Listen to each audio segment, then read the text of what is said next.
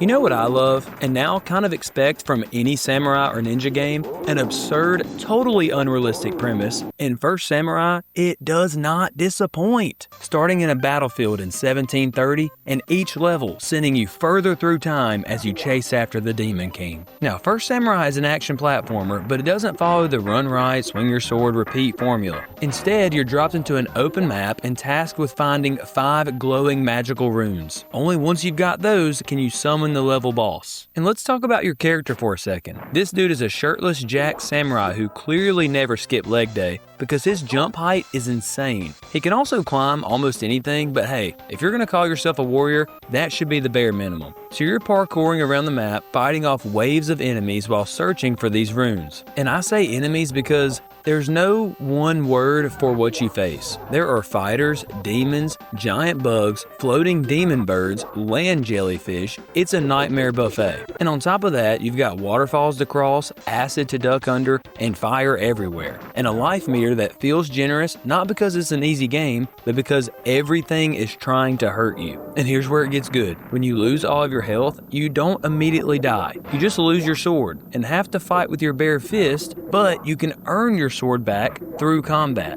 This is genius. I love it. Instead of waiting for a random health drop, I can work to fix my own screw up. The sword's clearly better, so there's real pressure and reward in getting it back. You only lose a life once you're out of health and have no sword. But look, no continues, no passwords, 4 lives, and that's it. Die and it's back to the title screen. Normally, that would make me rage quit, but this game, it's so fun, I don't even care. I was more determined, I kept starting over, forming new strategies, and guess what? No time limit. So you're free to explore, backtrack, and experiment. And speaking of backtracking, you've got secondary weapons like throwing knives, axes, grenades. I love saving those for when I have lost my sword. Way better than trying to karate chop a demon jellyfish. You'll also find potions that return you to your last checkpoint. Massive win in an open map game. Because when I need to go grab a missed rune, I don't want to fight through the same fire trap jungle twice. There are treasure chests hidden throughout the map, and this is maybe my favorite part in the whole game.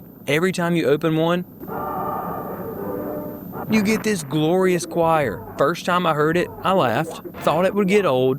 It did not. Because when you're scraping by with no health and you find anything, a food basket, a potion, it is a miracle. You feel blessed and you want to break out in song. Now, sometimes the chests give you just money, which adds to your score. Great if you're chasing a leaderboard or you're competing with a friend, but solo, that's not exactly a hallelujah moment. Okay, now we're getting to maybe my favorite mechanic, the holy bells. Bells are hidden across the map, and when you find one, you ring it to summon your wizard mage buddy. He'll swoop in and fill the screen with his magic. He'll extinguish fire, freeze water, open paths, or build platforms. And every time it's this big showing. Rain, lightning, sparkles. It's awesome. And some people online are whining about it. Oh, the animations are too long. It's just filler. No, you're wrong. It's not filler. It's flavor. And it's earned. Finding a bell and using it at the right time is so satisfying too. It makes the map reactive and it fits the storyline. I was excited every time just to see how the mage would help me next. I loved this mechanic.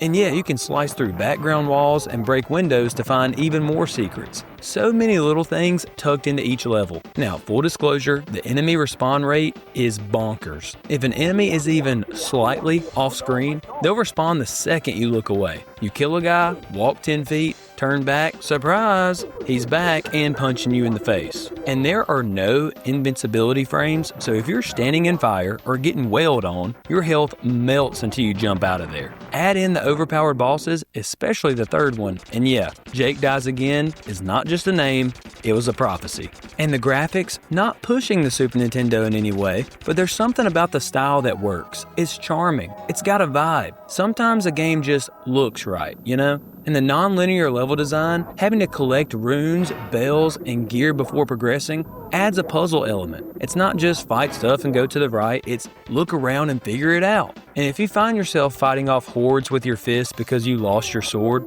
here's my advice. Find a weak enemy spawn point and farm mana until you earn that katana back. It's better than starting the whole game over again, I promise you that. So yeah, this looks like your average 2D platformer, but really it's a game about searching. You're always looking for runes, bells, checkpoints. Your weapons are just a way to clear the path. In a way, First Samurai feels like an early collectathon. I bet you didn't expect that. And for one last time, the Hallelujah sound effect haters online, chill, let people have fun, let joy exist. Why are you mad at happiness? I mean, this game is a novelty. It's packed with original ideas, has a silly but awesome story, and genuinely surprised me. It's tough, weird, and creative, and I immediately restarted after dying. No rage quit, no break, just more fun. Now, I heard it was hyped big back in the day, so maybe expectations mess with how people felt about it, but if you go in blind, expecting just a run-of-the-mill platformer, you'll be hit with something way more unique. It's a perspective thing. Oh, and the soundtrack? Exceptional. The intro theme and first level music? Certified Super Nintendo bangers. I would put them on a greatest hits playlist. If I had 15 tracks to make a Super Nintendo album, those two would most likely make the cut. So go grab First Samurai, summon wizards, throw grenades, slash baddies with your juiced samurai while listening to some heat fight music. You will not regret it.